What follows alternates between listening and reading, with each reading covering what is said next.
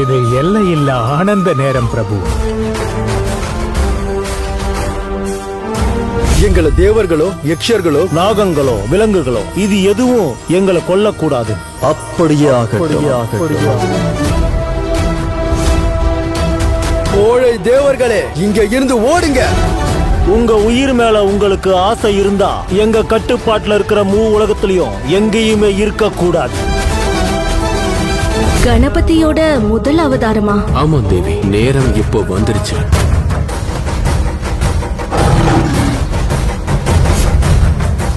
கணபதியே வருவாய். நாளை காலை 7 மணிக்கு உங்கள் தந்தி ஒன் தொலைக்காட்சியில் காண தவிராதீர்கள்.